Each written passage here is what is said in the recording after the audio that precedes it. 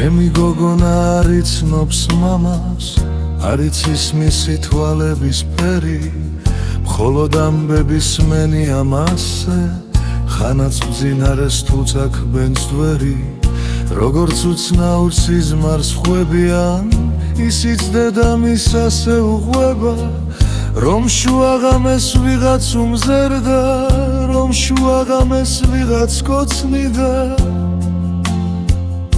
და დედამისიც ჩემი მეუღლე, უყვება სიზმრად თავად რა ნახა, ვიღაცა კაცი რომ მეხვეოდა, დილას ლოგინი თბილი რომ დახრა, უსხედან ჩაის დილა აგრია, თბილსაუბრებით ვინ იცის დიდხანს, დავრივეს თვის ტკივილ სიზმარი ვარ და სადღაც ხრები მეღოველ სისხამს.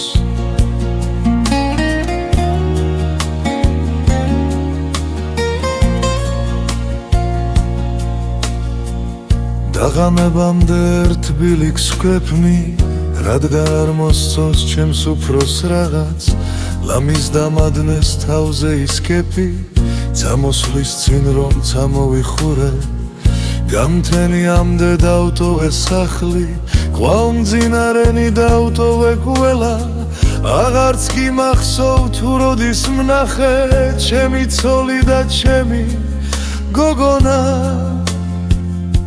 შუაღამისას რომ მივალ სისევ, ვაგოცებ ჩუმად მძინარე შვილს და ჩურჩულით ვეთხვი უყვარ ხარ მამას და მაცივარში დავტოვებ ნახინს, ცოლს ჩავჩურჩულებ რომ მომენატრა, მძინარის ოხრას გავიგებ მხოლოდ, ეს ოხრა არის ის ყველაფერი, რისთვისაც მთელი დღეები შრომობ.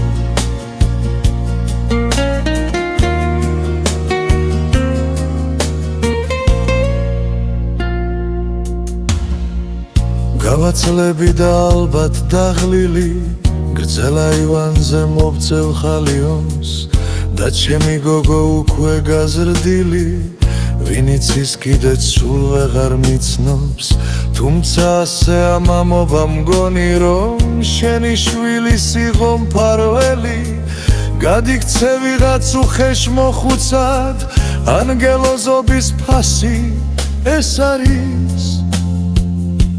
იქნება ცოლსაც მობეზრდეს ერთხელ, რომ ვერასოდეს ვერ მოკრა თვალი, ან და შეწუხდეს სულ მარტო ძილი, თუ მცხოველ დილას რომ გაიღიმოს, ჩაის მოუჯდეს მშვიდად და მერე, თავის გოგონას ვამბოს იქნებ, როგორ ეს სიზმრა თუ ხელაც კაცი, რომ ჩაშურჩულა რაღაც მძინარეს.